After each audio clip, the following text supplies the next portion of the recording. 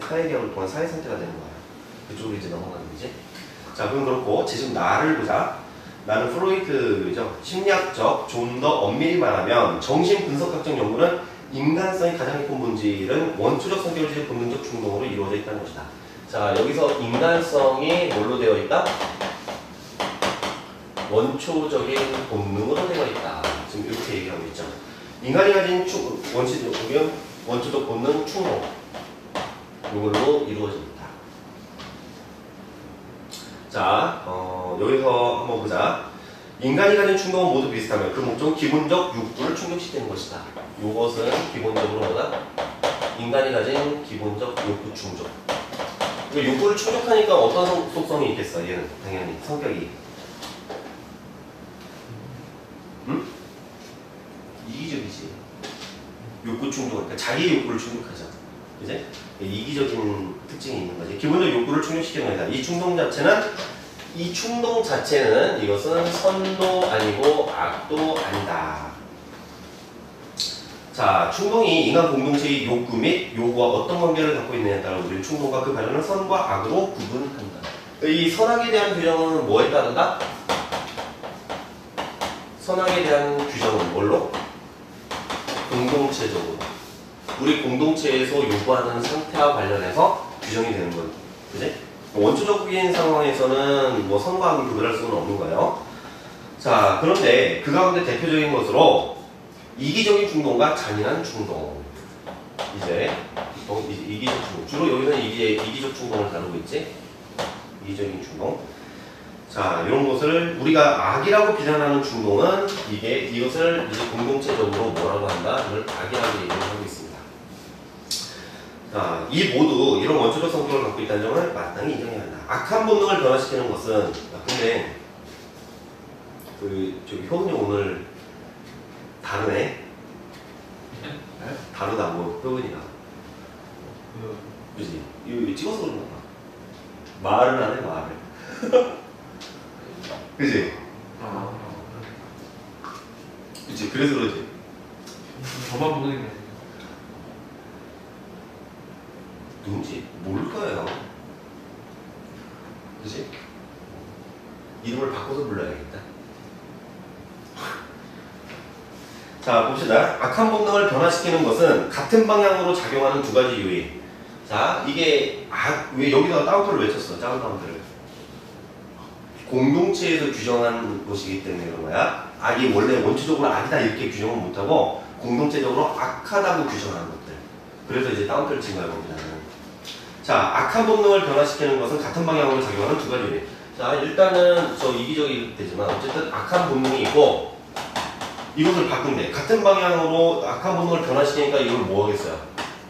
선한 것으로 바꾸겠죠. 선한 것이 뭐겠어요? 선한 것으로 바꿀 텐데 이 선에 해당되는 게 뭐겠어? 이거지. 여기 주제와 관련해서 이제 이타적 행위로 나타나게 바꾸는 것이 있다 이거야. 이것으로 바꾸는 데서는 뭐가 작용합니까? 두 가지 요인이 작용한다. 하나는 여기에 작용하는 것이 이 화살표를 가능하게 만드는 것이 내적 요인이 있고 또 뭐가 있다? 외적 요인이 있다. 두 가지가 있다고 했습니다.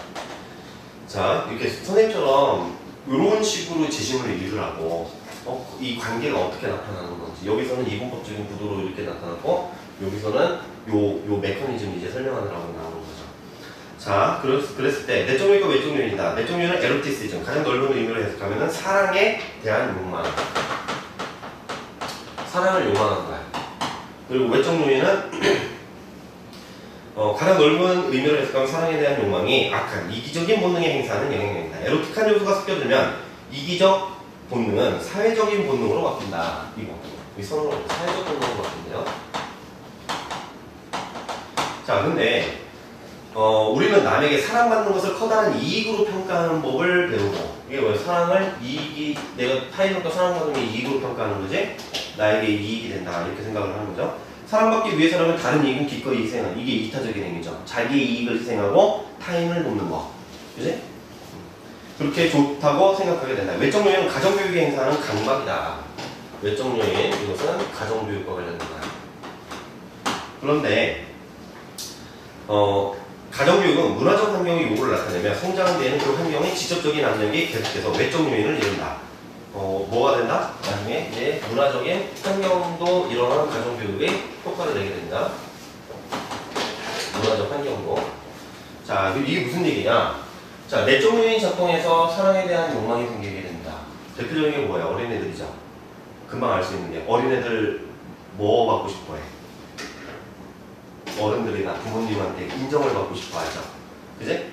그래서 예를 들어서 뭐 밥 잘 안 먹는 애들 밥 잘 먹으면 어이구 이뻐 하면서 뭐 칭찬해주고 그러면 어떻게 해? 밥 한 번 먹을 때마다 나 밥 먹었어 하는 걸 보여주지? 그지? 그리고 신발 정리하고 그러면 그것을 이쁘다고 해주면 어떻게 해요? 신발을 정리해놓고 와서 신발 정리했다고 꼭 알려줘. 그지? 그래서 사랑을 받고 있다라는 걸 확인하려고 해요. 인정받는 거야. 타인으로부터. 그러니까 어떻게 해요? 귀찮아도 하게 되는 거죠. 그지? 가정교육이라고 이제 가정교육을 봐봐. 그러면은 아이들이 이걸 한번 생각을 해봐. 그럼 아이들이 이렇게 배우는 거지. 하나씩 우리 부모님이나 또는 타인들이나 다른 어른들이 내가 이렇게 했을 때 나를 사랑해준다라고 하는 걸 배우는 거죠. 그리고 반대로 나쁜 짓을 하거나 그러면 혼나잖아. 그러니까 그럼 사랑을 받지 못하는구나 라고 하는 거지. 이제 문화적 환경의 요구가 반영이 돼 있다고 하는데 이것도 마찬가지지. 우리 예를 들어서 농경사회 같으면은 이제 어른부터 공경을 해갖고 어른부터 순서대로 이제 식사를 한다거나 어른을 먼저 챙긴다거나 그지? 그치? 예를 들어서 그래. 그러면 그런 환경의 요구가 우리의 문화로 자리를 잡게 되는 거고 그게 가정교육으로 스며드는 거고 이런 것을 통해서 사랑받을 수 있다는 걸 아는 거죠. 이해돼? 자, 그래서 어떻게 된다? 성장하는 그 환경의 직접적인 압력이 계속해서 만약에 가정교육이 없더라도 이제 그 환경의 요구를 우리가 반영하게 됩니다. 문명은 본능의 만족을 포기함으로써 얻어진 것이고 문명 세계에 새로 들어오는 모든 사람에게 그것을 포기하도록 요구한다. 그러니까 어떻게 돼요? 악한 본능, 이 본능의 포기를 요구하는 거야. 뭐가? 문명이. 이 문명은 자, 그리고 개인이 평생을 살아가는 동안 외적 강박은 끊임없이 내적 강박으로 대치된다. 무슨 소리예요? 외적으로 주어진 것들이 이제 어떻게 돼? 자기 스스로 저 규범이나 이런 가치나 우리 사회가 요구하는 가치나 규범을 뭐 한다는 거야? 내면화시킨다는 거지. 그러니까 이제 더 이상 뭐 말하지 않는다 하더라도 스스로 알아서 지킬 수가 있는 거지, 규범을. 문명의 영향은 이기적인 경향에 에로틱한 요소를 첨가하여 그것을 이타적이고 사회적인 경향으로 바꾸고 그러면은 계속 늘어난다. 결국 인간이 발달 과정에서 느끼는 모든 내적 강박은 원래 인류의 역사에서 보자면 하나의 외적 요인에 불과했다고 가정할 수도 있다. 오늘날 태어난 사람은 이기적인 본능을 사회적 본능으로 바꾸는 경향을 어느 정도는 유전적 소질로 갖고 있다. 실제로 이제 이론 방식의 설명을 하는 사람이 있죠. 이제 이기적 유전자, 리처드 도키스 같은 사람들 그런 얘기를 하지. 오늘날 태어난 사람이 이기적 본능을 사회적 본능으로 바꾸는 경향을 어느 정도 유전적 소질로 갖고 있다. 이러한 소질은 조금만 자극을 주어도 이기적 본능을 사회적 본능으로 바꾼다. 본능을 더 많이 변화시키는 것은 개인 인생을 사람들이 이렇게 하는 일이고 이처럼 인간은 당면은 문화적 환경의 압력을 받을 뿐만 아니라 문화적 역사에서도 조상들의 문화적 역사에도 영향을 받고 있다. 자, 여기서는 어떻다는 거야? 인간은 이기적이야. 이기적이긴 한데 얘가 어떻다? 이타적 행위를 할 수가 있어. 왜? 사회의 요구에 의해서. 그치? 잘 봐봐. 근데 요걸 바뀌는 과정, 사랑에 대한 욕망을 개인이 가지고 있죠. 이게 사실 이기적 욕구지. 남이 나를 인정해주고 나를 사랑해주고 하는 거니까. 이기적인 욕구인데 요것도 작동을 하는 거야. 이거 원래 이걸 이기적 충동을 갖고 있으니까. 그런데 외적 요인이 작동을 해갖고 바뀌어요. 교육을 통해서도. 이 두 가지가 동시에 작동하죠. 처음에는 원초적으로 요게 작동했다고 그랬지. 그리고 이렇게 내적 강박으로 작동을 하게 됩니다. 근데 이렇게 바뀌는 과정, 그러니까 말하자면 우리는 쉽게 말해서 우리 문화적인 학습을 통해서 일어나는 사회적인 학습을 통해서 이 과정을 뭐라고 부르냐? 그렇죠. 그걸 사회화야, 사회화. 한마디로 얘기하면 사회화야. 사회화가 뭐야? 한 사회에서 요구하는, 기대하는 가치하고 규범을 학습하는 과정이지. 그지? 규범하고 가치의 학습 과정을 사회화라고 해요. 규범이라는 건 뭔데? 행동에 대한 기대야. 우리 사회가 이 개인들이 이런 행동을 하도록 기대하는 것을 우리는 규범이라고 부르고 그것을 이제 학습하는 거죠. 사실 그러니까 여기 사회화죠. 근데 우리가 세 번째 제시문 읽기 전에 일단 비교를 한번 해보자. 비교하는 기법을 한번 보자. 비교를 하려면 여러분들 어떻게 해야 되냐면 이 제시문을 읽고 이렇게 해놨잖아. 여기서 이제 중요한 키워드들을 다 뽑아놓은 거야. 여기서는 키워드를 그냥 뽑았을 뿐만 아니라 여기는 대립관계로 표현이 되어 있지만은 여기서는 키워드들을 가지고 어떤 관계를 지금 계속 형성해서 보여주고 있는 거야. 여러분들 이렇게 정리를 하라는 거야. 읽으면 그냥 읽지 말고 밑줄만 긋지 말고 여백에다 정리를 하든 연습지에다 정리를 하든. 자, 그러면 봐봐. 이 두 개만 놓고 일단 비교를 해보자. 그러면서 이제 세 번째 것도 비교를 해보자. 어떤 측면이 보여? 얘는 태어날 때부터 이타적이라고 얘기를 하죠. 그지? 그리고 선하다라고 얘기해. 아, 그럼 여러분들 윤리학사상이나 생활과 윤리 배울 때 꼭 나오는 거야. 본성. 그지? 본성이 선하다, 악하다. 이렇게 얘기할 수 있어, 없어? 할 수 있지. 그지? 얘는 본성이 선해. 근데 얘는 본성이 악하다라고 얘기하려니까 조금 약간 거리낌이 생겨요. 왜? 선하다, 악하다 말하려고 하니까 원초적 상태에서는 얘는 선악에 대해서 구별할 수 없다고 얘기를 하고 있지. 그런데 어떻게 공동체의 규정이 들어갈 때 선악이라는 건 공동체적 규정이기 때문에 뭐라고 딱 단정지어서 얘기하기가 어려울 것 같아. 세 번째 제시문을 보면 박쥐 얘기가 나오잖아. 박쥐는 선하냐 악하니? 모르겠어요. 그치? 말하기 어려운 거야. 그러니까 선악으로 쓰기가 약간 껄끄러워. 그치? 그럼 다른 말로 이제 바꿔봐봐. 본성을. 계속 나오는 말이 뭐야? 여기서는 이기적이라는 얘기가 나오죠. 그럼 요 단어로 바꿔치기를 해보는 건데. 그럼 여기서 뭐라고 할 수 있어? 이타적이라고 얘기할 수 있죠. 그럼 본성이라고 하는 이 하나의 기준을 찾아낼 수 있는 거죠. 그치? 어떻다? 이타적이다, 이기적이다. 또 찾을 수 있는 게 뭐예요? 또 찾을 수 있는 게 뭐야? 비교해봐. 차이점으로 나타나는 게 또 뭐가 있어요? 본능적으로. 응? 본능적으로. 그치? 이거 본능에 따라서 하는 거죠. 본능에 따라서 하는 거고 이것은 강제적으로. 왜 강제적이야? 교육을 통해서. 근데 완전히 강제적이라고 얘기하기는 좀 어려워. 왜냐면 내면화된 도덕에 따라서 스스로 하게 되거든. 그러니까 강제적이라는 말보다는 사실은 여기에서 보면은 뭐가 딱 잡히는 거냐면은 여기서 이성이야, 이성. 교육하고 학습하는 건 뭐니? 그러니까 여기서는 사회적인 상태에서 시작이 되는 거죠. 여기서는 자연적인 상태고. 그지? 자연적인 상태고. 이성이라는 게 있어요. 나중에 박쥐하고 관련해서 보더라도 이성이라고 잡는 게 더 좋아. 얘는 합리적이어서 이타적 행위를 하니? 아니에요. 그지? 얘는 여기서 합리적이어서 이타적 행위를 하는 거야. 합리적이어서. 내가 이 행위를 해야지 내가 사랑을 받거든. 그지? 그래서 여기서는 여기 내적류, 외적류의 교육이라고 하는 거, 여기 마찬가지로 이분법적으로 우리가 봤던 교육의 요소는 이성을 통해서 하는 겁니다. 사회와도 마찬가지고. 예를 들어서 이런 걸 잡아낼 수가 있는 거예요. 이런 걸. 이따가 요거 제시문 분석 끝나고 나서 이제 이어서 저기를 하게 될 거야, 더. 자, 일단은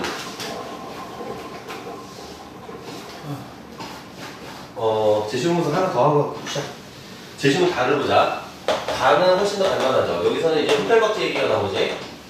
여기 간단하니까 여기까지만 하고 잠깐 쉽시다. 코스타리카에서 조사를 하고 1983년 캘리포니아로 돌아온 생물학자 제럴드 윌킨스는 이게 이게 누구 글이었나 까먹었는데 리처드 도킨스도 이 사례를 들죠.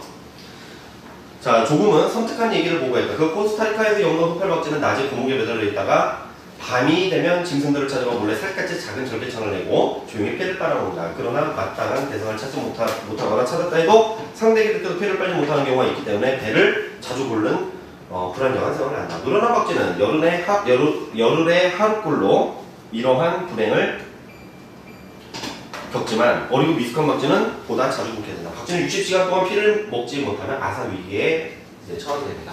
흡혈박쥐가 어떻다? 아사위기에 처할 가능성이 상당히 큰 거지. 쟤네는. 자, 그러나 다행히도 박쥐들은 하루 필요량 이상의 피를 빨아두었다가 이 여분을 다시 토해내서 다른 박쥐에게 줄 수가 있다. 이런 좋은 해결책이 있지만 박쥐의 처지에서 본다면 이것은 하나의 딜레마이다. 딜레마는 이러지도 저러지도 못하는 상황을 우리가 딜레마라고 그래요. 자, 이런 좋은 해결책이 있지만 딜레마를 야기할 수 있어. 왜? 여분의 피를 서로 나누는 박쥐들은 그렇게 하지 않는 박쥐들보다 이익이다. 그지? 나눠주면 서로 이익이죠. 얘들 미나모토조 나오던 거에서도 생각해봤지. 거기서 나왔죠. 서로 이타적 행위를 하면은 서로 이익이 되는데 호혜적인 혜택을 얻을 수 있는데 상호적 혜택을 이제 그렇게 하지 않는 거. 그래서 그때 이제 나중에 혜택이 돌아올지에 대한 보장이 없었잖아. 자, 박쥐의 처지에서 보면 이거 하나의 딜레마인데 서로 이 여분의 피를 나누는 박쥐들은 그렇지 않은 박쥐들보다는 이익이야. 그러나 먹이를 얻기만 하고 주지 않는 박쥐가 가장 큰 이익을 줘요. 일종의 무임승차자잖아. 이기적이네. 그래? 이런 애가 가장 큰 이익을 얻게 돼. 주기만 하고 받지 못하는 박쥐는 가장 큰 손해를 본다. 그렇겠지? 박쥐는 같은 장소에 여러 마리가 함께 서식하는 경향이 있는데 그들의 수명은 8년 이상으로 제법 길기 때문에 특정 상대와 여러 차례 게임을 반복할 기회가 있다. 어떤 게임? 주고받는 게임을 하는 거죠. 그지? 그러니까 상호 호혜적인 주고받음이 일어나는 거예요. 여기서는 그 게임을 뭐라고 불렀어요? 맞대응 게임이라고 부르고 있죠.